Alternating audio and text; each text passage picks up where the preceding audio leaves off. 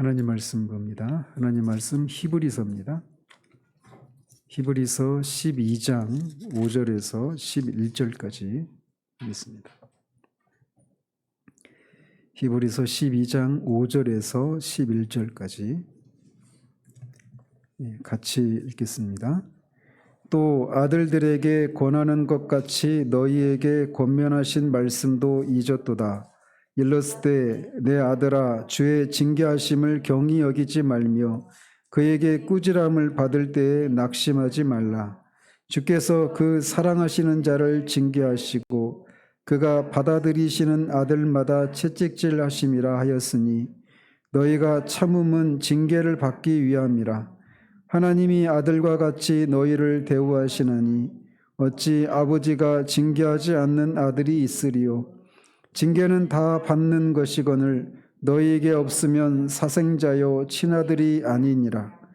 또 우리 육신의 아버지가 우리를 징계하여도 공경하였거든 하물며 모든 영의 아버지께 더욱 복종하며 살려하지 않겠느냐. 그들은 잠시 자기의 뜻대로 우리를 징계하였거니와 오직 하나님은 우리의 유익을 위하여 그의 거룩하심에 참여하게 하시느니라. 무릇 징계가 당시에는 즐거워 보이지 않고 슬퍼 보이나 후에 그로 말미암아 연단받은 자들은 의와 평강의 열매를 맺느니라. 아멘. 지난주에 한 주를 건너뛰었고요. 그 전주에 우리는 신자들 안에 영원히 주인으로 거하시기 위해서 오신 성령께 우리가 순종하지 않으면 성령은 신자의 육신을 시들게 하시는 그런 일을 하신다라고 하는 사실에 대해서 일반적으로 살펴봤습니다.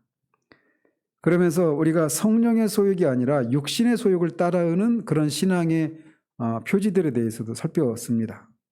그래서 그런 기준들에 대해서 따라서 오늘날 한국교회의 모습을 보면 한국교회가 이렇게 육신의 소욕을 쫓는 듯한 그런 모습을 보이는 것이 아닌가라고 하는 그런 조심스러운 판단을 하게 된다고 말씀을 드렸습니다. 자, 오늘은 이런 내용에 의해서 성령께 순종하지 않고 육신을 따라 사는 신자와 교회를 성령께서 어떤 방식으로 그들을 다루시는가에 대해서 살펴보도록 합니다. 신자임에도 불구하고 오랜 시간을 육신의 소욕에 따라 살면서 육적인 삶에 길들여지고 굳어지면 영적인 삶으로 돌이키기가 심히 어렵습니다. 육신의 마음은 하나님과 원수가 되고 하나님의 법에 굴복하지 않습니다. 육신의 마음과 그 소욕을 따르는 사람은 성령이 도저히 주관할 수 없는 그런 성령의 통제권 밖에 있는 사람이다라고도 할 수가 있습니다.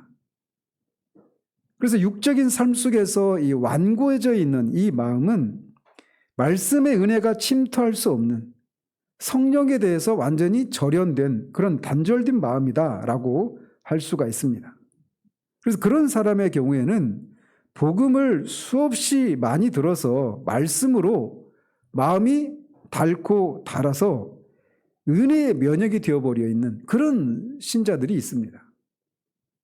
정말 저도 그런 사람이 되기가 쉽습니다. 특히나 저 같은 사람이 이런 일들에 굉장히 위험한 사람이에요.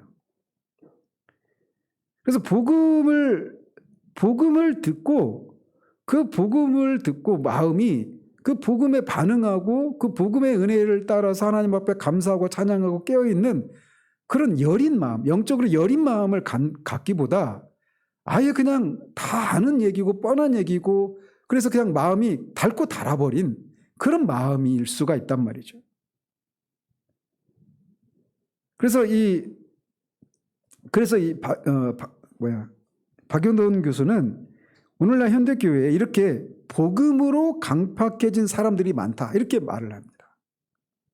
복음으로 오히려 그 마음이 강팍해진 사람들. 그래서 똑같은 해가 비 온 뒤에 그 땅을 굳게 하잖아요. 근데 똑같은 해가 왁스를 녹이기도 한단 말이죠. 복음이 어떤 사람은 그 마음을 녹이지만 어떤 사람은 그 복음이 오히려 그 마음을 단단하게 만들 수도 있는 그런 일이 일어날 수 있다는 거예요. 어떤 경우에 그러느냐? 그 마음이 육신의 소욕에 완전히 절어 있는 그런 사람들, 그런 경우에는 복음이 오히려 그들의 마음을 더 강팍하게 만든단 말이죠. 그런 상태 가운데 있는 사람들, 즉 더 이상 말씀이라고 하는 정상적인 방법으로 성령께서 인도할 수 없는 그런 사람의 경우에는 성령께서 이제 비상한 방식으로 그들을 다루십니다. 그래서 어쩔 수 없이 성령은 비상수단을 동원해서 그들을 깨우칩니다. 그래서 성령의 비상한 섭리 가운데서 어떤 고통스러운 사건이나 환경을 조성하시고 그 고난의 풀무불 속에서 육신의 완고함을 깨뜨리시고 녹이시는 일들을 하시는 거예요. 오늘은 그것에 대해서 살펴보려고 하는 겁니다. 이런 우리 외부에서 다가오는 이런 타격은 성령이 우리 마음을 둘러싸고 있는 딱딱한 그런 껍질을 깨고 우리 심령에 침투하는 방법입니다. 오랫동안 이렇게 철통같이 굳게 닫혀있는 우리의 마음을 외부의 타격을 통해서 강타하고 우리의 마음을 열게 하신단 말이죠. 그래서 리차드 십스라고 하는 청교도 목사는 성령은 외적 환난을 통하여 내적 빈곤, 즉 가난한 심령을 창조하신다라고 말했습니다. 그래서 많은 경우에 육적인 그리스도인, 우리가 지난번에 말씀드렸지만 육적 그리스도인, 영적 그리스도인 이게 따로 있지 않다고 그랬어요. 굳이 그 말을 모든 그리스도인은 다 영적인 존재들입니다. 영적인 그리스도인은 다 영적인 존재입니다. 그런데 영적인 존재임에도 불구하고 마치 거듭나지 않은 사람처럼 육적인 그런 삶을 따라서 사는 사람들을 가리켜서 마치 그런 사람들을 표현하기 위해서 육적 그리스도인 이렇게 표현하는 것이지, 육신적 그리스도인 이렇게 표현하는 것이지 그런 그리스도인이 따로 있는 게 아니라고 말씀드렸어요. 그걸 염두에 도 들으셔야 됩니다. 그래서 육적인 그리스도인들에게는 많은 설교보다 때로는 매 한 대가 더 큰 효과를 발휘할 수도 있어요. 그래서 제가 그 겉사람이 깨어지는 것에 대해서도 말씀드렸지만 성령께서 일반적으로는 말씀을 통해서 우리를 깨우치시고 인도하여 가시는데 궁극적으로는 성령의 훈련을 통해 우리의 겉사람을 깨뜨리시는 그런 일을 통해서 우리를 더 온전한 그리스도인으로 이렇게 빚어가시는 일을 한다고 말씀하지 않았습니까? 그래서 우리의 그 겉사람을 깨뜨리는 이 일을 꼭 우리가 육신의 소욕을 따라서 사는 것에 대한 징계에서 주어지는 것이다. 이렇게만 이해해서는 안 돼요. 그런 것 때문이기도 하지만 때로는 또 어떤 경우에는 우리가 특별히 어떤 육신의 소욕을 따라 살지 않는 그런 어떤 특별한 어떤 죄를 짓지 않았음에도 불구하고 실제로 하나님을 섬기는 데 있어서 우리의 속사람으로 성령의 능력을 힘입어서 주님을 섬겨야 되기 때문에 그것을 알도록 하시기 위해서 그렇게 혹독한 훈련의 과정을 거치기도 하신단 말이죠.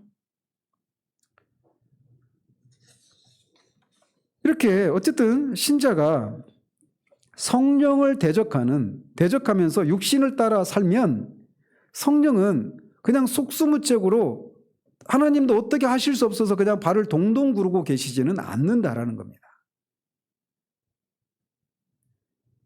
그럴 때 성령이 우리를 떠나신다고도 성경은 말하지 않아요. 만약에 우리가 성령의 소욕을 따르지 않고 육신의 소욕을 따라서 오랜 동안 살면 성령께서 우리를 떠나신다 이렇게 생각하는 것은 성경의 진리를 어긋나는 그런 생각인 것입니다.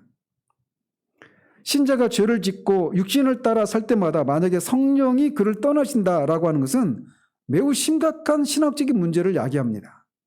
어떤 면에서 그러느냐면 신자를, 그리스도인을 다양하게 정의를 내릴 수 있는데 그리스도의 관계를 가지고 그리스도인을 정의를 내린다라면 그리스도인은 성령 안에서 그리스도와 연합을 이룬 존재다 이렇게 말할 수가 있는 겁니다.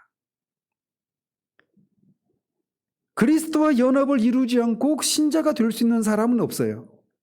특별한 그리스도인이 어떤 특별한 영적인 체험을 통해서 그리스도와 연합을 이루는 것이 아니라 모든 그리스도인은 믿는 순간 성령 안에서 그리스도와 연합을 이루는 겁니다. 그래서 그리스도와 연합이 안 된 그리스도인은 있을 수가 없어요. 그런데 성령 안에서 신자가 그리스도와 연합을 이루는 겁니다. 따라서 성령이 신자 안에 영원히 떠나지 않고 내주하시기에 이 신자와 그리스도와의 이 신비로운 연합은, 영적인 연합은 한순간이라도 깨어질 수 없는 영원한 연합이라고 하는 특징을 가지고 있어요. 그런데 만약에 신자가 육신을 따라 살 때마다 성령이 그를 떠난다라면 이 얘기는 성령 안에서만 가능한 예수 그리스도와의 연합도 그때마다 해체된다라고 하는 것을 말하는 겁니다. 그리고 이것은 있을 수가 없는 일이에요. 그렇기 때문에 신자가 육신의 소욕을 따라 살 때 성령이 떠난다. 이건 있을 수가 없는 일인 겁니다.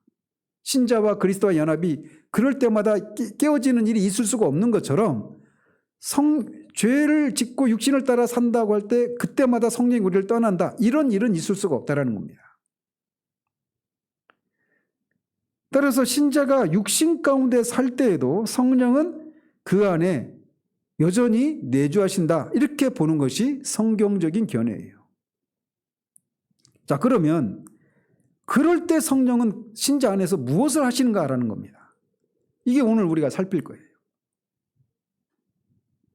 대부분의 사람들은 그런 경우에 성령은 신자 안에서 근심하고 탄식하고 그 은혜가 소멸된다는 정도로만 생각을 합니다.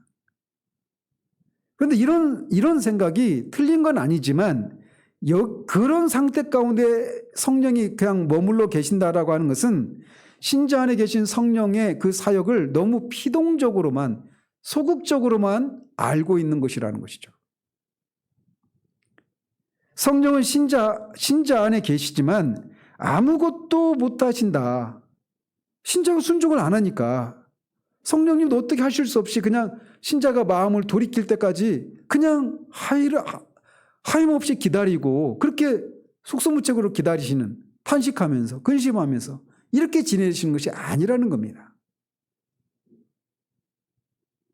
존 오웬은 이런 견해보다 더 적극적인 이해를 가졌습니다. 그는 신자가 육신을 따라 살 때 성령은 점점 팽배해지는 옛 자아의 세력과 그를 통해 더욱 맹렬해지는 죄와 사탄의 공격으로부터 영혼을 보존하는데 성령께서 온 힘을 기울이시고 엄청난 영적인 에너지와 능력을 소모하고 계신다. 그렇게 말을 했습니다.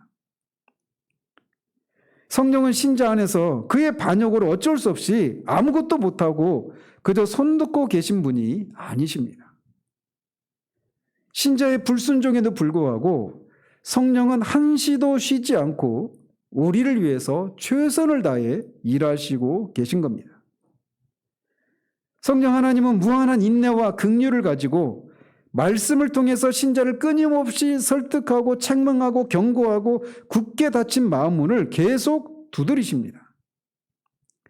더불어서 성령의 비상한 관심과 섭리 가운데 신자를 둘러싸고 일어나는 모든 외적인 환경과 사건들을 통해서 신자의 영적인 회복을 위해서 그런 것들이 기여하도록 성령께서 그런 것들을 섭리하시고 운행하시는 일을 하신다라는 거예요. 그리고 이런 사건들 속에서 성령이 친히 신자와 함께 하셔서 그가 당한 환난을 신자를 깨우치고 낮추고 돌이키는 그런 은혜의 기회로 삼으시는 겁니다. 성령은 환난의 폭풍 속에서 아주 평상시에는 그런 얘기를 많이 하잖아요. C.S. 루이스가. 평상시에는 하나님이 신자에게 속삭이시지만 신자가 이런 환난을 당할 때는 메가폰으로 막 소리 외치신다. 이렇게 얘기하지 않습니까? 그런 일을 성령께서 하신다라는 거예요. 이런 성령의 역사하심이 없이 고난 그 자체만으로는 신자에게 아무런 유익이 되지 못합니다. 그래서 이 고난을 통과하고 나면 통과하는 과정 속에서 사람이 더 막 옹이가 박히고 마음이 그리고 어떤 자기의가 되어버릴 수도 있어요. 근데 그 고난과 이 고난에 불과 이 성령의 이런 후폭풍 속에서 성령께서 그 고난을 통해서 신자를 깨우치시고 연단하신 일들을 하신다라는 겁니다. 고난은 그 자체만으로는 신자에게 유익이 없어요. 근데 그 고난을 성령께서 사용하시고 역사하시는 이런 과정을 통해 신자를 그렇게 육신의 소욕에 젖어 있는 그 신자의 그 완고한 마음을 깨뜨리시는 일을 하신다라는 거죠. 우리가 지난번에 그 본문이었던 이사야서에서 말하고 있는 것처럼 성령님은 뜨거운 입김을 불어서 육적인 삶을 말려버리십니다.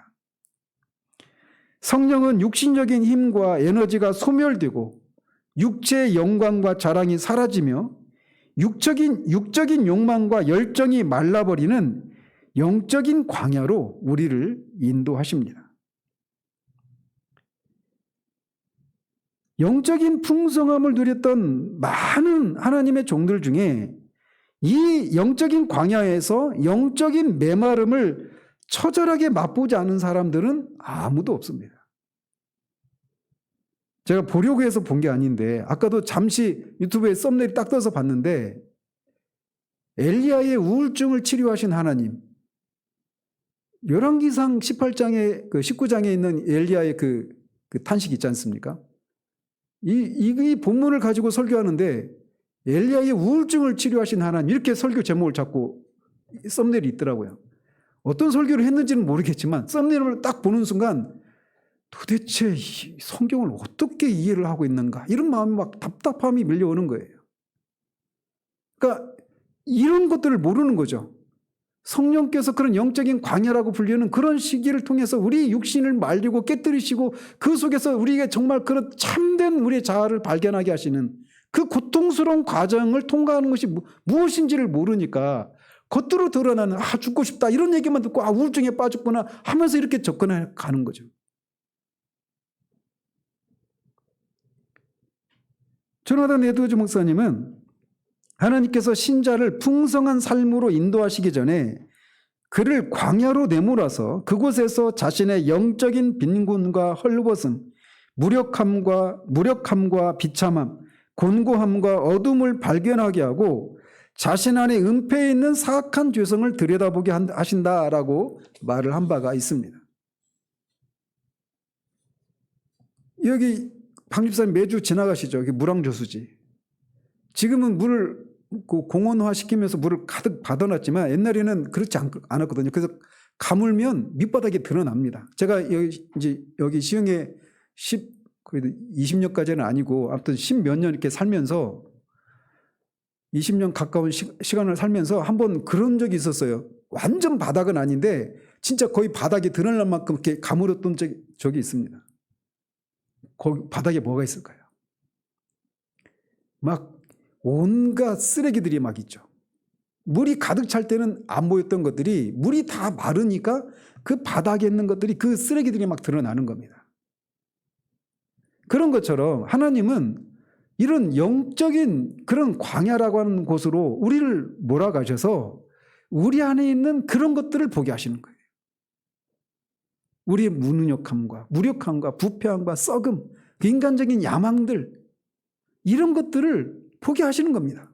고상한 것 같지만 우리 안에 있는 그 음란한 것들, 세상을 향한 그 욕망, 이게 물이 가득한 것 같이 늘 하나님을 향한 감사와 찬양이 마음이 있을 때는 내 안에 그런 것들이 있다고는 생각도 못합니다. 근데 광야로 몰려가서 영적인 메마름의 시기를 지날 때 우리 안에 그것들이 내가 이랬다라고 생각하게 만드는, 경악할 수밖에 없는 그런 우리들의 모습을 보게 된단 말이에요. 그런 의미에서 광야는 진정한 자아 발견의 장소다, 이렇게도 말할 수가 있는 겁니다.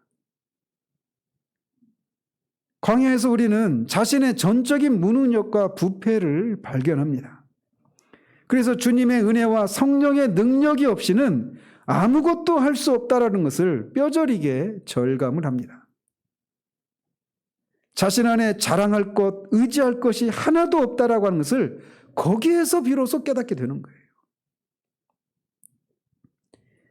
이런 광야의 깨달음과 훈련을 통해서 성령은 우리 안에 깊이 뿌리 박혀 있는 육신을 신뢰하고 자랑하는 완고한 마음을 깨뜨리고 육신의 힘을 빼게 하십니다.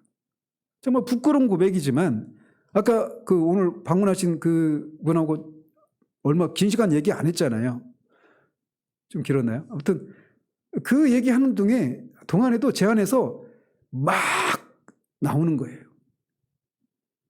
비록 이런 게 있잖아요. 우리 교회가 이렇게 교세가 약하고 그래도 나는 그렇지 않아. 나는 뭐가 있어. 이 보이는 모습보다 훨씬 더 나은 그 무엇이 있어. 이거를 막 자랑하고 싶어하는, 변명하고 싶어하는 이게 막 제 안에서 일어나는 겁니다. 그 짧은 시간에도. 그게 인간입니다. 그래서 성령님은 우리를 어떤 식으로든지 우리의 육신을 신뢰하고 자랑하는 그런 마음을 깨뜨리시고 전적으로 하나님 은혜가 아니면 안 된다라고 하는 것을 우리로 보게 하시는 그런 광야를 우리에게 통과하게 하시는 거예요. 이것은 예수 믿고 1년 다음에 이런 거 없습니다. 그 기간이 굉장히 긴 시간일 수도 있어요. 우리는 삶과 사역에 육신의 힘이 너무 많이 들어가 있어서 힘들고 쉽게 지칩니다. 아이러니하게도 말이죠. 육신의 힘을 많이 들일수록 오히려 실패합니다. 그래서 아이러니하게도 우리가 약해서가 아니라 우리가 너무 강해서 실패하고 쓰러지는 거예요. 이게 역설입니다. 아이러니한 상황이에요. 우리가 너무 강해서 약해요. 그러나 육신의 힘을 뺄 때 성령의 힘으로 강해지고 삶과 사역이 좀 더 편해지고 수월해집니다. 그래서 사도 바울이 고린도후서 12장에서 오히려 내가 약한 것을 자랑하노라 이렇게 얘기하는 거예요. 약한 가운데서 주님의 강하심이 드러나서 오직 주님께만 영광이 돌려지니까. 그 일을 행한 나가 아니라 주님은 어느 누구에게도 당신의 영광을 주기를 원하시지 않는 질투하시는 하나님이시거든요. 우리는 이 진리를 단순히 지식으로만 아니라 머리로만이 아니라 우리 전 존재로 이걸 절절히 깨우치도록 하기 위해서 성령님은 이 길고도 혹독한 광야 훈련을 통과하시도록 하시는 거예요. 그래서 이렇게 성령이 우리의 육신의 육신을 시들게 하시는 그런 것들을 훈련하신 이 광야는 어떤 면에서 보면 우리 육신의 교만과 정욕과 야심이 죽어 묻혀 있는 무덤과 같은 곳이다라고도 할 수가 있습니다. 그래서 피겔이라고 하는 분이 모세가 거쳐간 미디안 광야, 미디안 광야에서 40년 동안 그 목동으로서 일하지 않습니까? 그 모세가 거쳐간 미디안 광야는 모세의 옛 자아와 육신에 속한 것들이 차례차례 죽어 묻힌 무덤들이 즐비하다 이렇게 말을 했습니다.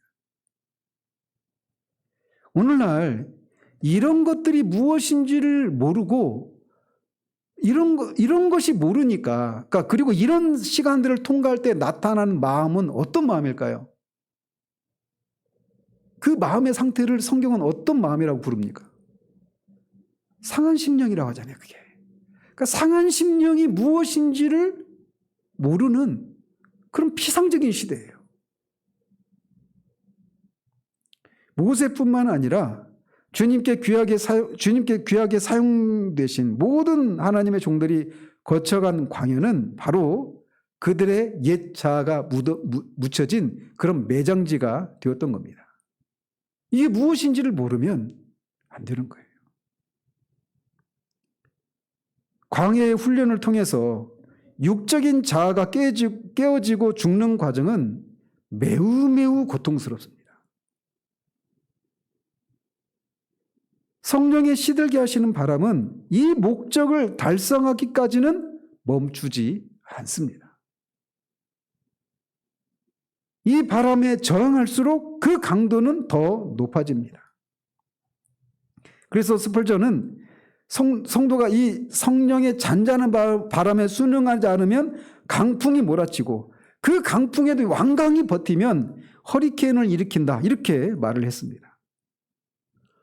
그래서 우리의 교만한 육신이, 우리의 육신의 입이 땅에 티끌에 입을 댈 정도로 낮아지기까지 그 완고함이 산산이 깨어지고 그 욕망이 바짝 말라 비틀어지기까지 성령의 이런 시들게 하시는 이 바람은 멈추지 않습니다. 이게 바로 다른 말로 말하면 징계라고도 할 수가 있는 거예요. 이게 징계가 퍼니시먼트라고 하는 단어로, 영어로 징계하면 퍼니시먼트 이렇게 말하잖아요. 히브리서에서 이 징계는 그게 아닙니다. 디스플린이에요. 디스플린. 훈련하다, 연단하다, 이런 의미입니다. 징계로 받는 고통이 한층 더 고통스러운 것은 징계를 받는 동안 하나님께서 하나님의 그 잔잔한 미소를 띤 얼굴을 가리시는 것 같기 때문에 그 징계가 더 고통스러운 겁니다. 토마스 구디는 모든 시험 중에서 하나님의 얼굴을 가리는 것, 즉 어둠과 두려움보다 더 큰 시험은 없다라고 말을 했습니다. 근데 오늘날은 지난번에 말씀드린 것처럼 토조 목사님이 오늘날의 신자들은 성령이 교회를 떠나도 아무런 문제 없이 자신들의 신앙생활을 할 수 있을 것처럼 보인다, 이렇게 말을 했잖아요. 그런 것처럼 가장 큰 시험이 하나님의 얼굴을 감추시는 것이 가장 큰 시험이다, 이렇게 토마스 구딘이나 청교도라 하나님의 관계, 깊은 관계를 누렸던 사람은 다 한결까지 그렇게 말을 하는데, 오늘날은 하나님의 얼굴을 감추셔도 아무런 문제 없이 살아가는 것처럼 보이는 신자들이 저는 넘쳐난다고 봐요. 단지 그냥 어떤 내 어려움이 있는데 그 어려움이 하나님이 도움을 주시지 않는 것, 여기에서만 애통해하고 마음을 아파하고 조려하지, 하나님이 얼굴을 나한테 감추시고 시편에서 말하고 있는 것처럼 하나님이 나를 잃으셨는가, 나에게 은혜 베푸시기를 다하셨는가, 이렇게 탄식하는 것이 무엇인지 모르는 그런 신앙생활하는 사람들이 정말 너무 많아요. 제가 볼 때. 고난 중에서 하나님께서 위로의 얼굴의 빛이라도 비춰주시면 우리가 그 고난을 기쁨으로 통과할 수 있을 것 같아요. 근데 그 얼굴마저 감추시는 것 같기 때문에 징계가 더욱 견디기 힘든 이유인 것입니다. 하나님의 빛나는 얼굴의 어두운 뒷면만이 영혼에 느껴지고 자신을 짓이기는 듯한 가혹한 손길만이 엄습해 오기 때문에 그 징계를 통과하는 동안 영혼은 낭망하고 괴로워하는 겁니다. 그러나 그것은 우리 편에서 느끼는 것이지 실제 그런 것은 아니라는 겁니다. 하나님은 영혼이 징계의 손길 안에서 신음하고 괴로워할 때 오히려 가장 친밀히 그와 함께 하신다라고 성경 우리에게 말해주고 있어요. 그럼에도 불구하고 하나님의 임재와 그 얼굴빛을 느끼지 못하게 하시는 것은 징계가 더욱 효력 있게 하도록 하기 위해서 그것을 감추시고 계시는 것이지 실제로 그런 건 아니라는 겁니다. 이것은 마치 아이들이 잘못했을 때, 시온이가 잘못했는데 엄마 아빠가 막 혼내고 꾸중하고 어떤 식으로 징계를 내리는데, 잘못한 거에 대해서 아빠가 징계 내리면서 막 웃으면서 징계를 내린다고 봐요. 그 징계가 효과가 있겠습니까?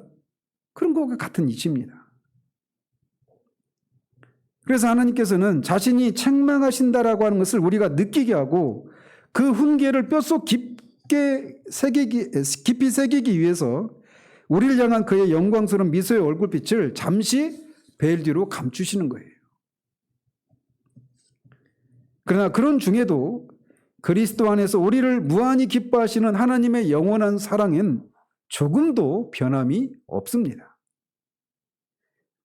오히려 징계는 하나님의 영원한 사랑의 발로이고 하나님이 우리를 사랑하신다라고 하는 확실한 증거다라고 오늘 본문 12장 6절에서 말을 하는 겁니다. 사랑하시는 자를 징계하신다. 사랑하시니까 징계하시는 겁니다. 하나님은 특별히 어두운 시련의 골짜기를 지나고 고통받는 당신의 자녀들에 대해서 더 큰 연민과 긍휼이 각별하십니다. 그래서 선지서들을 읽어보면 하나님께서 하나님의 말씀에 불순종하고 패역한 이스라엘 백성들을 향해서 하나님이 심판을 예고하시죠. 그리고 심판을 실제로 행하기도 하십니다. 그래서 그들이 그 죄악된 길에서 돌이키도록 하는 그런 메시지를, 강력한 그런 메시지를 선지자들을 통해서 전하라고 말씀하셔요. 그러면서도 항상 같이 따라오는 게 뭐냐? 너희는 내 백성을 위로하라 라고 하는 이 위로의 말씀도 같이 전하는 것입니다. 그래서 선지서들을 보면 징계와 책망의 메시지와 함께 위로의 말씀과 약속이 가득한 거예요. 우리 시대에도 이런 상황을 지나는 개인 또 교회들이 있다는 거죠. 하나님께서 우리를 징계하시는 것은 하나님의 그 언약을 충실히 이행하시는 것입니다. 12장 7절에 있는 것처럼 하나님이 우리를 아들로 대우하시기 때문에 우리를 징계하시는 거예요. 우리가 예수 그리스도를 믿은 우리를 하나님의 아들로, 양자로 삼아주시지 않습니까? 그런 약속에 충실하게 우리를 아들로 대우하셔서 우리를 징계하신다는 거죠. 징계를 통해서 하나님의 이런 부성애적인 사랑이 가장 선명하게 나타나게 되는 겁니다. 여기서 그의 자녀를 바르게 양육하시는 하나님의 열심이 얼마나 특심한지, 우리를 향한 그의 관심과 생각이 얼마나 깊고 섬세한지, 우리를 위해서 움직이시는 그의 손길이 얼마나 분주한지가 여기에서 오히려 더 밝게 드러나게 되는 겁니다. 그런데 우리는 영적으로 둔감하고 무감각해서 마치 그럴 때 하나님께서는 멀리 떨어져서 우리에게 거의 관심을 두지 않고 그렇게 우리를 돌아보지 않는 것 같은 그런 의식에 사로잡힙니다. 그러나 그렇지 않다라는 거예요. 그래서 지난번에도 잠깐 말씀드렸지만 15세기 신학자인 앙겔루스 실레신스라고 하는 분, 앙헬루스라고 발음하는 것 같아요. 근데 뭐 정확히 모르겠는데 아무튼 이 앙겔루스 실레신스라고 하는 분이 신학자가 있었는데 그분이 그렇게 얘기를 했어요. 하나님이 내 생각을 그만하신다면 그분의 존재도 멎는다. 하나님의 존재가 멎는 일이 있을 수가 있습니까? 없습니까? 절대로 있을 수가 없죠. 하나님의 존재가 멎는다. 그러면 이 세상 모든 것이 다 무로 돌아가는 겁니다. 일체로 망할 따름이죠. 그래서 하나님의 존재가 멎는 일이 불가능한 것처럼 하나님이 우리의 생각을 그만두시는 것도 불가능하다라고 말을 했던 거예요.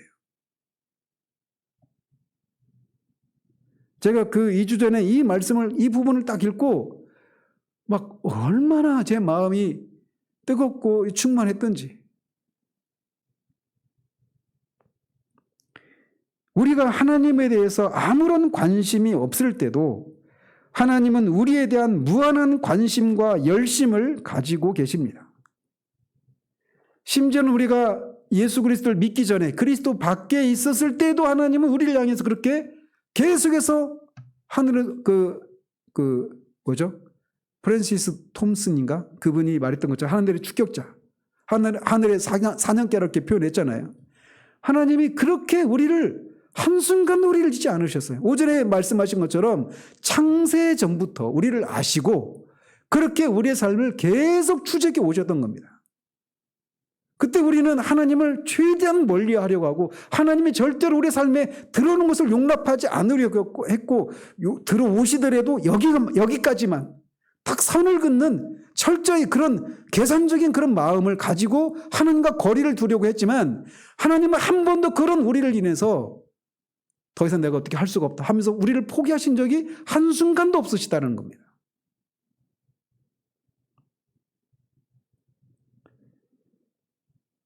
하나님은 언제나 우리에 대한 무한한 관심과 열심을 가지고 계십니다.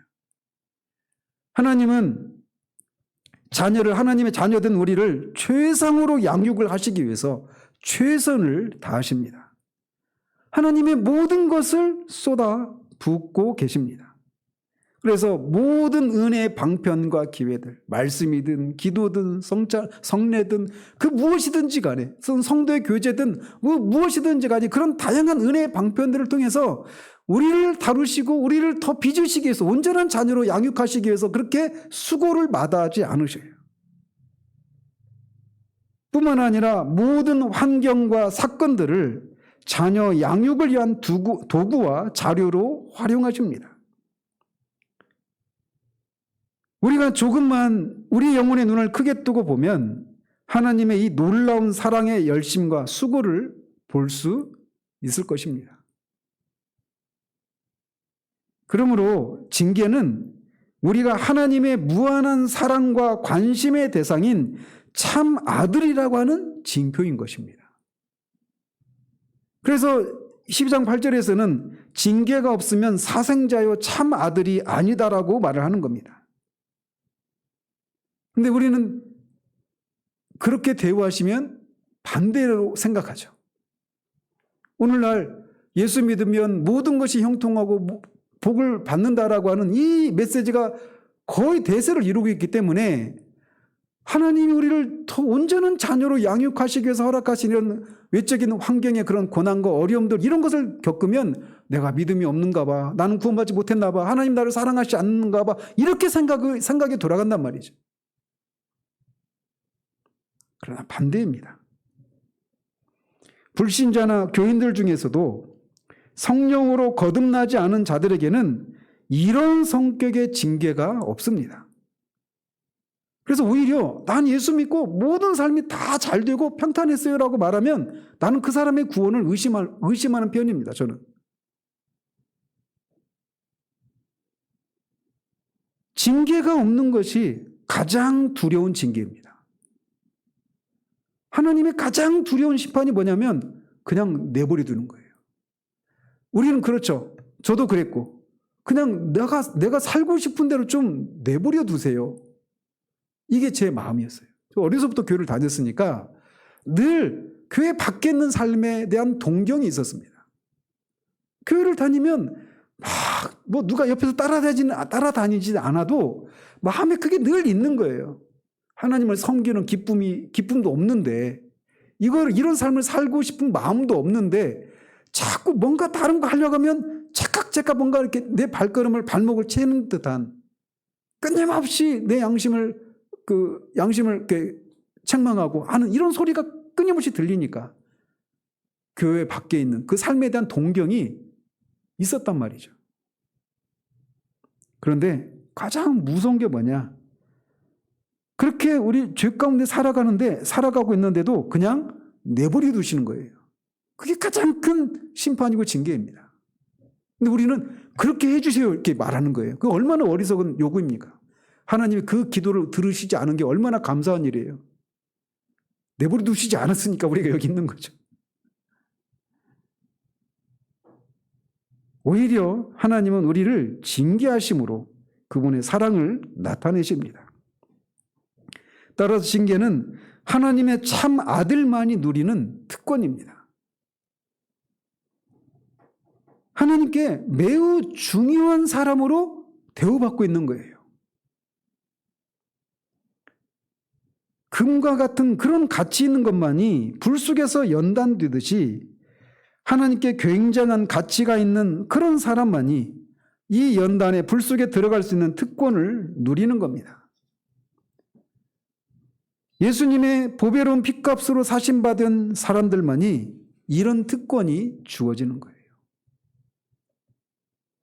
따라서 징계는 우리 죄에 대한 어떤 하나님의 보응이나 형벌이 아니라 우리의 죄악에도 불구하고 그분의 자녀의 유익을 위하시는 하나님 아버지의 사랑의 선물이다. 이렇게 정의를 내릴 수가 있는 겁니다.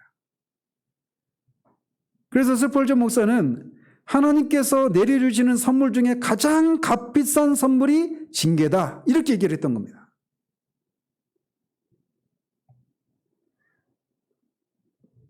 하나님께서는 다른 은혜들을 손쉽게 기쁨으로 내려주실 수 있지만 징계라고 하는 이 가장 값진 선물만은 매우 힘들어하고 괴로워하면서 내려주신다라고 박윤규 교수는 얘기해요.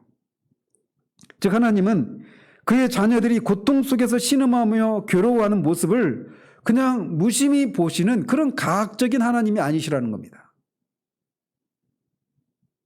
우리가 하나님의 성품에 대해서 말하면서 하나님의 무감동성에 대해서 살폈죠. 하나님은 외부의 환경에 영향을 받지 않은 완전히 외부의 환경과 독립해 있는 그런 분이라고 하는 거, 이 특징을 하나님의 무감동성 이렇게 얘기를 했잖아요. 그래서 어떤 다른 외부의 환경에 의해서 하나님의 감정에 어떤 영향을 받거나 이렇지 않다고 했잖아요. 그럼에도 불구하고 성경에는 하나님이 슬퍼하신다, 후회하신다, 기뻐하신다, 근심하신다 이런 표현이 있는 건 뭐냐라고 할 때 인간의 수준에 맞추어서 하나님의 마음을 표현한 것이지 실제로 그렇지 않다.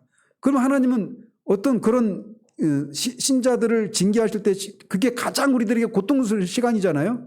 그런 걸 당할 때 하나님의 마음은 아무런 영향 받지 않고 그냥 그 무심한 의사가 그냥 환자들 배 째고 막 그냥 막 꿰매는 것처럼 그렇게 그런 일들을 하시느냐? 그건 아니라는 겁니다. 그래서 그 결론이 뭐였어요? 하나님의 성정은 우리의 성정과 다르다. 그렇게 이해를 해야 된다고 그랬잖아요. 그래서 하나님의 무감동성을 말할 때는 하나님의 성정은 우리와는 다르다. 이렇게 이해를 해야 된다고 말씀드렸어요. 그런 것처럼 징계를 당하실 때도 하나님이 그냥 아무런 하나님의 마음에 아무런 영향을 끼치지 않아요. 신학적인 의미에서 보면. 외부의 환경에 영향을 받지 않은 완전히 독립된 그런 분이시니까. 그럼에도 불구하고 그렇다고 해서 하나님이 우리가 아파하시는데 아무런 고통을 느끼지 않느냐? 또 그건 아니에요. 어쨌든 우리가 알 수 없는 방식이지만 하나님도 그런 시간을 통과할 때 우리를 그렇게 징계하실 때 하나님의 마음도 고통을 겪으신다라는 거죠. 우리와는 다른 방식이겠지만 말이죠. 그래서 박영동 교수는 이렇게 말을 합니다. 우리를 치는 긴 채찍은 그 중간의 가죽 부분으로 우리를 치고 날카로운 뼈 조각이 박힌 그 끝자락은 우리를 휘감고 돌아가 때리는 이의 가슴을 갈갈이 찢는다. 이렇게 표현했어요. 무슨 말인지 알겠죠? 그러니까 채찍이 있는데 채찍 끝에는 그 뼈 조각이 달려 있어요. 근데 이제 그 긴 채찍 중에서 중간 부분에는 가죽으로 되어 있어요. 가죽으로 우리를 때린단 말이죠. 가죽으로 때리면 어떻게 되겠어요? 이 꺾이면서 이게 끝 부분은 나한테 돌아오겠죠. 그 끝에 있는 그 갈고리, 그 쇠조각이나 뼈조각 이런 걸 인해서 하나님의 가슴을 막 그렇게 후벼 판다. 곧 우리를 징계하시는 걸 통해 우리를 양육하시는 그런 차원에서 그렇게 징계를 내리시지만 징계를 내리시는 하나님 아버지는 징계를 받는 우리보다 더 고통을 느끼신다라는 거예요. 아까 제가 잠깐 우리 가윤이 얘기했잖아요. 막 그 가윤을 막 얘기하는데 막 울면서 얘기하는데 막 제가 그 혼자 거기서 막 그 두려움, 막 숨이 막히고 땀이 막 진땀 빼면서 이렇게 가위 눌려가지고 아무것도 못하는 그런 상황 가운데 있을 때 이러다가 막 죽겠다 이런 두려움도 막 밀려오고 이런 상황 가운데 있을 때 갑자기 아무것도 두려워 막 이 찬양이 막 머릿속에 들리면서 그 순간 그냥 확 눌렸던 게 풀렸다 이런 얘기를 하면서 막 울면서 얘기하는데 얼마나 마음이 아프던지 혼자 거기서 그걸 겪는다고 생각하니까 제 마음이 그렇다면 우리를 향하신 하나님의 마음은 어떻게 했느냐라는 거예요.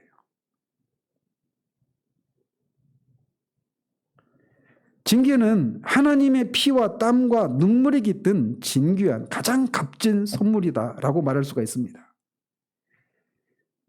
우리는 마지막 날 우리가 주님 앞에 설 때 이렇게 고백하게 될 것입니다.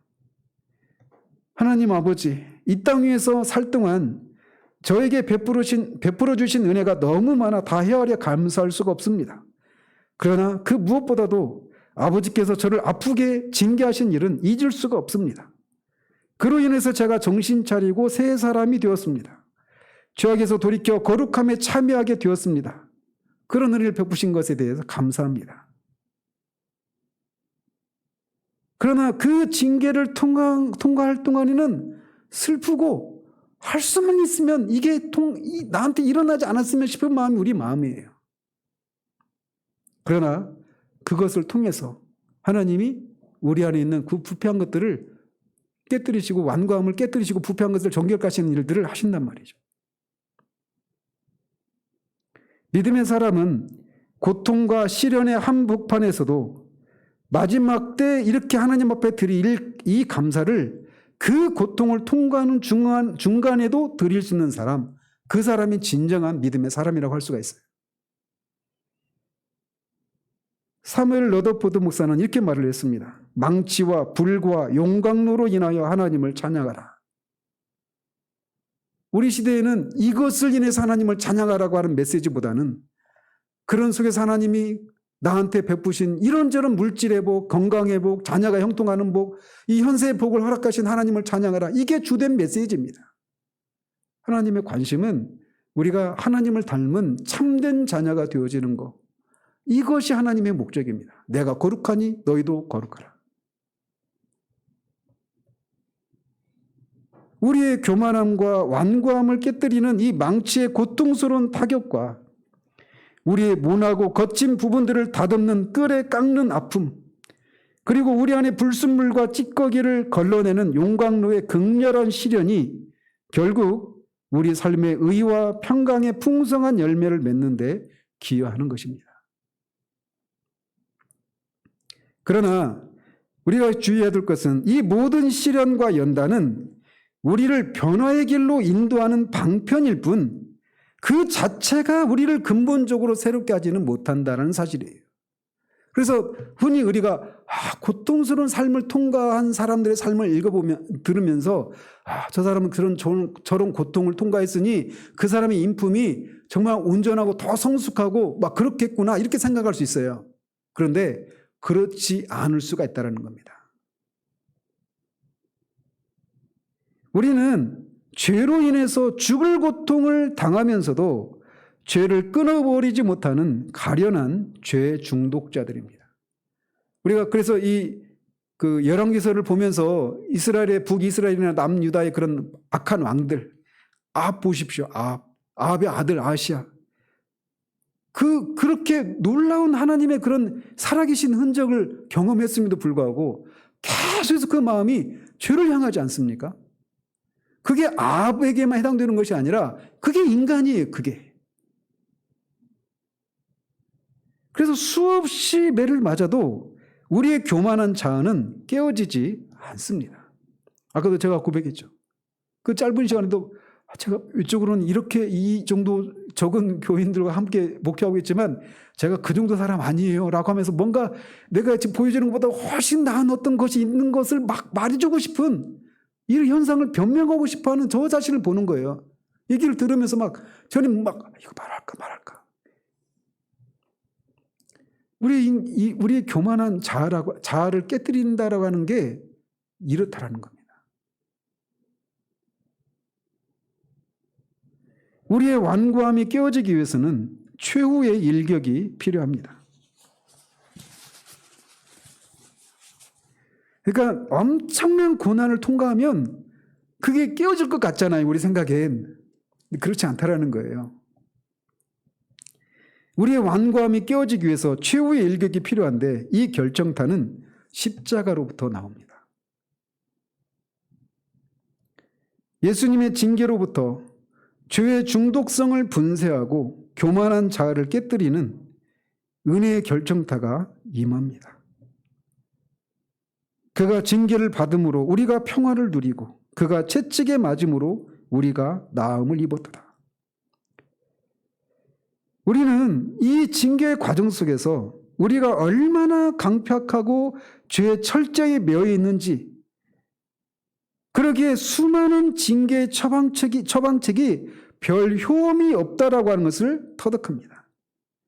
그러니까 저 자신을 가지고 얘기를 하면, 그러니까 제가 지금 교회 개척한 지 12년이 지나고 이제 13년 차 들어가는데, 그러니까 제가 얼마나 완고한 사람인가라고 하는 것을 이걸 보는 거예요.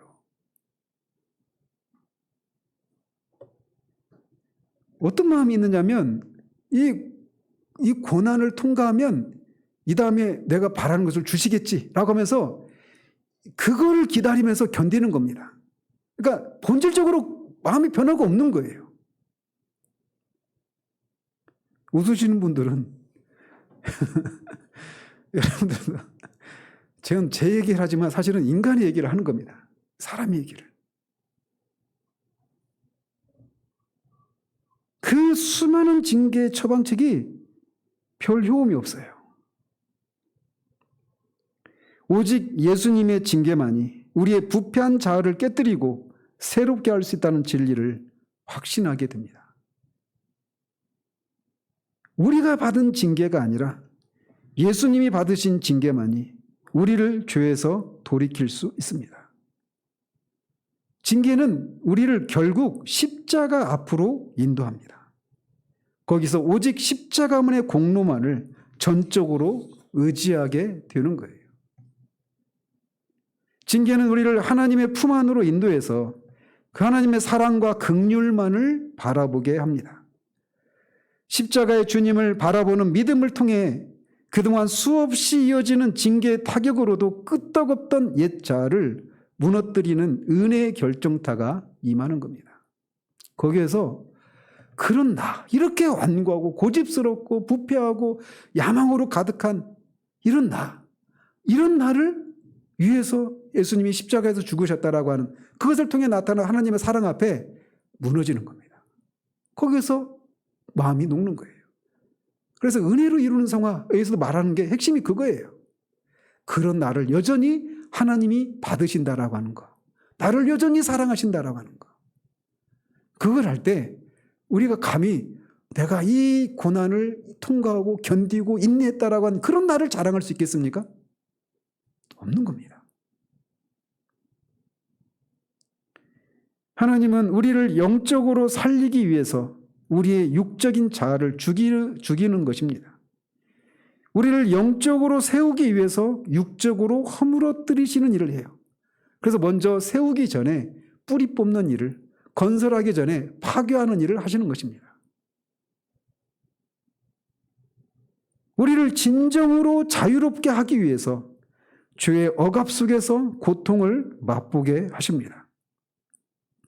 그래서 청교도 목사 리차드 십스는 죄의 결박을 체험하지 못한 사람은 풍성한 열매를 맺지 못하는 사람이라고 얘기를 했어요. 로이드 존스도 똑같이 이 억압의 영을 알지 못하는 이로써 성령의 충만한 은혜를 받은 이는 거의 없다, 이렇게 얘기를 했습니다. 다 성령의 충만함을 받는 그 사람이 다 이것을 통과하는 거예요. 죄의 억압, 죄의 권세, 아까 얘기했죠, 오전에도. 저는 제가 이게 끝났다고 저는 말할 수가 없어요. 근데 어쨌든 이것이 무엇인지를 알게 하신 한 96년인가 97년인가 그래요. 청년 때. 어쨌든 이런 것을 보면서 제 안에 정말 내가 이 죄의 억압이라는 표현은 몰랐지만 어쨌든 막 내가 하나님 앞에 이런 시간을 통과하면서 하나님 앞에 드렸던 고백이, 하나님 왜 저를 천사로 만들지 않고 왜 인간으로 만드셨습니까? 제가 인간이란 이 죄들로부터는 결코 자유로울 수가 없습니다. 하나님 나를 도와주십시오. 죄의 억압이 무엇인지를 알지 못하면 그런 걸 모르는 사람치고 성령의 충만함을 받는 것을 기대할 수가 없어요. 우리는 육신을 시들게 하는 성령의 후폭풍이 휘몰아치는 광야를 통과한 후에 영적으로 풍성케 하시는 성령의 순풍이 불고 생수의 강이 흐르는 축복의 땅, 물된 동산으로 들어가게 된다라고 박연우 교수는 얘기합니다. 죄의 억압에서 오래 시달려온 포로 생활이 끝나고 풍요로운 자유를 누리는 새로운 삶이 시작되는 겁니다. 그래서 우리가 자꾸 우리를 상기시켜야 됩니다. 신앙의 목적이 뭔가, 구원의 목적이 뭔가, 궁극적인 목적이. 내가 하나님의 도우심으로 한 번밖에 없는 이 삶 가운데서 행복하고 안락하고 내가 원하는 삶을 마음껏 자유롭게 살다가 가는 거, 이게 구원의 목적이 아니에요. 내가 거룩하니 너희도 거룩하라. 우리가 하나님을 닮은 그런 사람이 되는 겁니다. 그게 우리를 구원하신 목적이에요. 존재가 바뀌는 것, 존재가 하나님을 닮는 것, 이게 구원의 목적이에요. 이거를 잊으면요, 하나님은 도구로 전락합니다. 내가 원하는 삶을 그런 자원을 제공해주는 그런 기다리 아저씨에 불과하게 되는 거예요.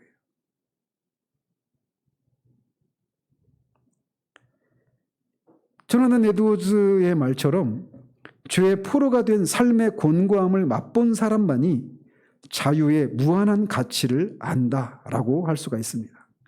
그래서 이스라엘 백성들이 시편 126편 1절 2절에서 그렇게 오랜 동안에 바벨론 포로에서 포로 생활하다가 돌아왔을 때 지은 시편 중에 하나인데, 여호와께서 시온의 포로를 돌리실 때 우리는 꿈꾸는 것 같아도다. 그때 우리 입에는 웃음이 가득하고 우리 혀에는 찬양이 찼었도다라고 노래한 바가 있습니다. 지금도 하나님은 우리를 죄의 포로에서 돌이켜서 우리 입에 웃음과 찬양이 가득하게 하시기를 간절히 원하십니다. 물론 이렇게 말하면 이걸 또 오해해서는 안 됩니다. 그래서 마치 구원받은 이후에 한 10년, 20년 막 이런 시간 동안은 계속 실험하고 투쟁하고 막 그런 고통스러운 시간을 지나다가 그 후에야 비로소 기쁨과 안식과 평안을 누리고, 이렇게 어떤 단계적으로만 생각해서는 안 됩니다. 아시겠죠? 그렇게 생각 안 하시겠죠? 높아심의 말씀을 드립니다. 그런 측면에서 보자면 오늘날의 한국교회의 현실은 우리로 하여금 암울하게 생각될 수밖에 없는 현실이라고 저는 생각되어져요. 여기저기서 교회 개혁을, 제2의 종교개혁이 필요하다, 또는 이게 침체된 한국교회가 다시금 부흥이 있어야 된다라고 하는 이런 말들은 하지만, 사실 그런 말들을 하는 사람조차도 제가 볼 때는 많지가 않아요. 어쨌든 이런 개혁과 부흥에 대한 소리는 높지만 그렇게 희망적으로 보이지 않는 것이 오늘날의 현실이에요. 오히려 영적인 어둠이 더 깊어가고 있고, 영적인 피폐함이 마치 더 이상 바닥으로 떨어질 수 없을 것 같은 그런 지점에 우리가 달하고 있는 게 아닌가, 이런 생각을 해봅니다. 그런데 역설적이게 성령의 우리 육신을 시들게 하신 이런 과정 속에 징계를 통해서 하나님의 얼굴이 우리에게 떠난 것 같고, 우리 안에 있는 부패와 무능력과 이런 것들을 보게 하시는, 그래서 더 이상 바닥으로 떨어질 수 없는 것 같은 그런 시간을 통과한 후에 성령의 충만함을 허락하신다고 그랬잖아요. 그런 것처럼 오늘날 한국교회의 이런 영적인 피폐함과 이런 결핍, 막 이런 모습들은 오히려 그런 측면에서 보자면 또 다른 그런 어떤 희망 섞인 기대를 할 수 있게 만든다는 것입니다. 역설적이게도. 인간적으로 회복이 불가능한 절망적인 상황이 바로 하나님의 놀라운 역사가 나타날 절호의 기회예요. 저는 부흥에 대해서 제가 처음으로 이런 개념을 알게 된 게 96년 4월입니다. 정확히 달수까지 기억이 나요. 왜냐하면 제가 처음에 그 책을 읽었던 때가 96년 4월이거든요. 로이드 존스의 부흥. 그때 읽으면서, 저는 그 책을 읽으면서 제 안에서 일어난 이 일을 제 주변에서 설명을 해주는 사람이 없었어요. 근데 그 책을 읽으니까 내 안에 이런 일이 일어나고 있었구나, 일어나고 있구나, 이걸 해명받았어요. 근데 그래서 막 기쁨이 있었지만 또 하나는 뭐냐면 슬픔이 같이 밀려왔습니다. 부흥의 시대 때 보여지는 그 교회의 모습들을 통해서 하나님이 받으셔야 될 영광, 이것과 오늘날 그 당시에 그 한국교회 현실들을 볼 때 저는 슬퍼할 수밖에 없었어요. 제가 그해 5월에 제가 다니던 교회 그 신문이 있었거든요. 한 달에 한 번씩 나오는 거. 무슨 신문? 근데 거기에 제가 한번 간증을 한 적이 있습니다. 간증 제목이 뭐냐? 하나님이 웃고 싶어요. 제가 우리 카페에도 올렸죠. 저 개인적으로 보면 하나님 앞에 생각할 수도 없었던 그런 은혜를 막 누렸었습니다. 전 그때도 말씀드렸지만 제가 굉장히 그때와 비교해 보면 영적인 지식이나 뭐 신학적인 지식이나 이런 것들은 굉장히 비교할 수 없이 그때 저 자신과 지금의 저 자신을 비교할 때 말이에요. 정말 많은 진보를 이뤘어요. 근데 제 안에서 그때 하나님의 영광을 보기를 원했던 그 갈망과 지금의 내 모습은 너무나 큰 차이가 있다 이런 생각을 해요. 그런 면에서 하나님 앞에 두렵기도 하고 하나님 앞에 너무 죄송스러워요. 어쨌든 그때 당시에 저 개인적으로만 생각하면 정말 말할 수 없이 그냥 제가 그때 표현하기를 하나님의 은혜를 진짜 막 쏟아 부어주신다 이런 생각을 그런 표현을 하곤 했었습니다. 기도할 때든지 성경을 개인적으로 읽을 때든지 책을 읽을 때든지 예배 드릴 때든지 저는 그 속에서 그리고 일상의 삶을 살아갈 때도 하나님이 끊임없이 저한테 말씀해 주시고 이런 표현하면 뭐 신비주의자네 막 이렇게 비판할 수도 있겠는데 어쨌든 저는 하나님 막 그런 인도하심이 있었습니다. 막 그러면서 진짜 신앙생활 막 10년, 20년, 30년 한 사람보다도 훨씬 더 많은 것들을 막 쏟아부어 주셨어요.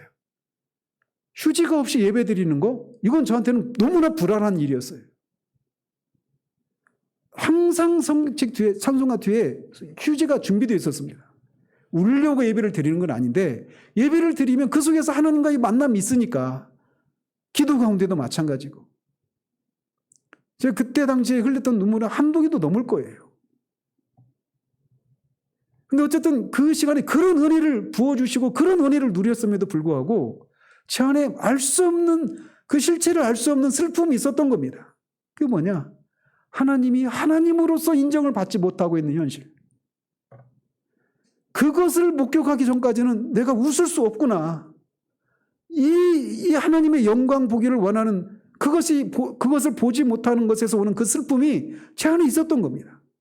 그거를 그 글을 쓰는 과정 속에 하나님 그거를 막 이끌어내셨던 거예요.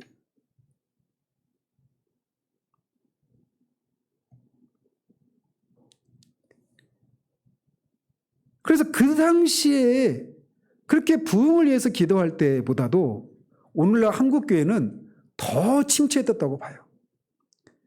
그리고 그런 부흥에 대한 소망을 꿈꾸고 그 교회가 부흥의 도구로 쓰임받기를 위해서 그리고 그 교회 목사님이 그렇게 부흥의 도구로 쓰임받기를 저는 정말 순수한 마음으로 기도했었습니다. 근데 지금은 부흥에 대해서 그 교회도 그 목사님도 얘기하지 않습니다. 오히려 더 깊은 영적인 침체 가운데 빠져 있는 것 같이 보이는데.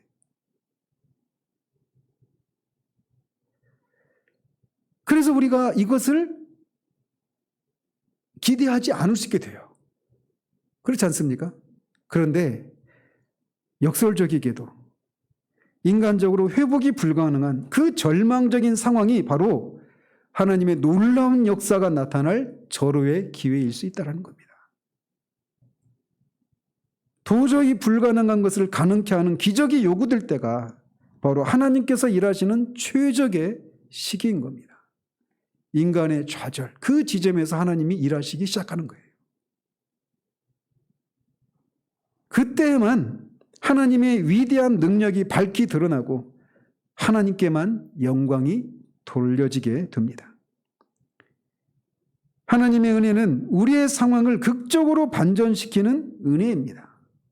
개인적으로든지 교회적으로든지 말이죠. 그래서 유진 피터슨 이분의 신학이 전적으로 다 동의하지는 않지만 그분이 그런 얘기를 했어요. 기다림에 지친 오랜 불모의 시절이 하나님의 은혜의 급습으로 막을 내린다라고 말이죠. 그래서 삭막한 황무지가 백합화가 만발한 물된 동산으로 급전환하게 됩니다. 그렇게 육신을 시들게 하시는 성령의 바람이 이제 풍성하게 가는 성령의 바람으로 돌변합니다.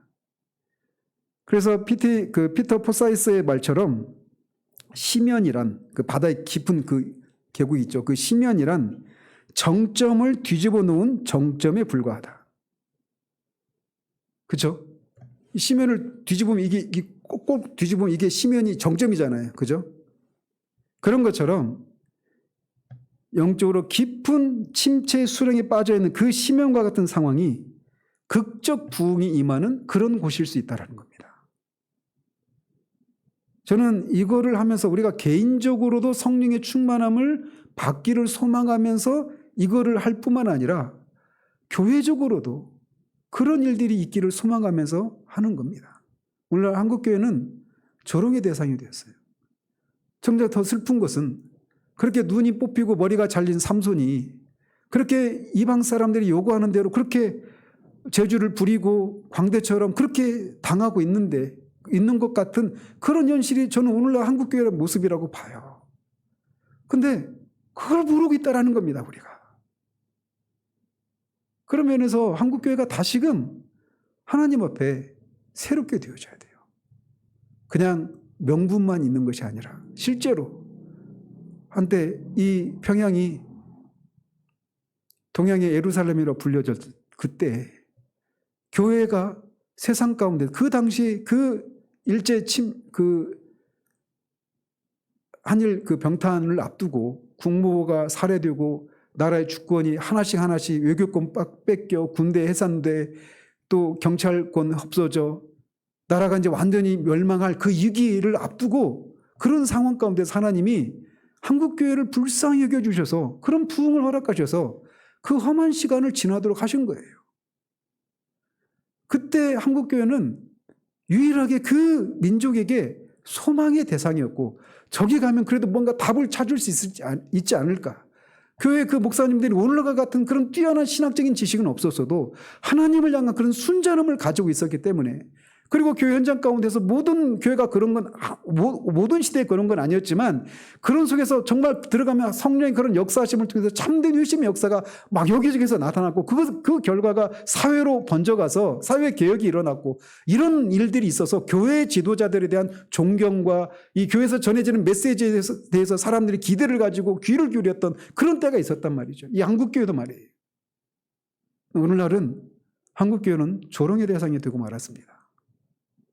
그럼에도 불구하고 우리는 이것을 인해서 마음을 찢고 하나님 앞에 애통하고 다시금 한국교회가 하나님의 영광을 드러내는 그런 통로가 되어지기를 위해서 너무나 세속화되고 어디서부터 시작할지 모를 정도로 그렇게 굽어지고 왜곡되고 이런 현실들을 다시금 하나님이 뒤집고 교회가 정말 하나님의 신적인 기관인 것을 드러내서 하나님의 교회를 통해서 만물을 충만케 하시고자 하셨던 그 뜻이 온전히 일어나서 다시금 하나님이 영광을 받으시는 그것을 보기를 소망하며 이것을 하는 겁니다. 우리 안에 정말 이것이 우리의 마음을 저도 마찬가지고 여러분도 이 마음을 우리 가운데 같이 공유할 수 있게 되기를 바라요. 그래서 정말 우리 자녀들에게, 우리 형제들에게, 우리 연로하신 부모님들에게, 우리 이웃들에게 그리고 이 시대의 교회들을 향해서 다시금 정신 차리고 정말 하나님 앞에 새롭게 되어지는 그런 일들이 있기 위해서 그런 것을 소망하며 이것을 하는 겁니다. 그래서 어떤 면에서 지금 우리들의 현실을 보면 말씀드린 거듭 반복돼서 말씀드려도 죄송한데 어쨌든 우리가 깊은 침체 가운데 있는데 이게 절망스러운 상황이긴 하지만 오히려 이 상황이 하나님의 성령이 다시금 우리를 새롭게 하시는 그런 절호의 기회가 될 수 있다는 것입니다. 그래서 하나님의 이름을 위해서 하나님의 영광을 위해서 우리가 하나님이 우리 개인을 교회를 이 시대 한국교회를 다시금 그렇게 새롭게 하시는 은혜가 있기를 우리가 소망하면서 우리가 개인적으로든지 교회적으로든지 이것을 위해서 기도하고 이것을 소망하며 나가는 그런 우리가 되기를 바랍니다. 기도하겠습니다. 하나님 아버지, 성령께서 성령의 소욕에 순종하지 않고 육신의 소욕을 쫓아 살아가는 신자들을 또 교회를 징계라고 하는 것을 통해 육신의 완고함을 깨뜨리시고 부패함을 정결케 하시는 그래서 성령으로 충만케 하시는 그런 일을 하신다라고 하는 것을 우리가 살펴보았습니다. 아버지 하나님, 어쩌면 지금 이 시간이 이 시절이 그렇게 하나님의 그런 미소된 얼굴을 감추시고 하나님으로부터 버림받은 것 같은 그런 시간들을 지나면서 오히려 우리가 영적으로 더 깊이 퇴보하고 영적으로 더 오히려 후퇴한 것 같은 우리 안에 있는 그런 부패함과 썩어짐과 야망과 무능력함과 불성실함과 불충성스러움과 이런 부패함들을 보게 되는 그런 시간을 우리가 통과하고 있을지도 모르겠습니다. 하나님, 그때에도 우리가 잊지 않을 수 있도록 우리를 붙들어 주시옵소서. 하나님이 우리를 생각하는 것을 멈추면 하나님의 존재도 멎는다라고 하는 그 성현의 말처럼 하나님 그런 때에도 우리를 여전히 잊지 않으시고 계시고 그 징계 연단을 통해서 우리를 온전하게 하시고자 하시는 하나님의 그 아픈 사랑의 열심으로 그런 시간들을 우리가 통과하고 있음을 기억할 수 있도록 하나님 도와주시옵소서. 그래서 그런 시간을 통과한 후에 주님 앞 우리가 정결케 되어져서 오직 하나님의 능력으로 하나님의 영광만을 위해서 그렇게 사용되어지고 새롭게 되어지는 우리 개인 또 교회가 될 수 있도록 하나님 우리를 붙들어 주시기를 소원합니다. 예수 그리스도 이름으로 기도합니다. 아멘.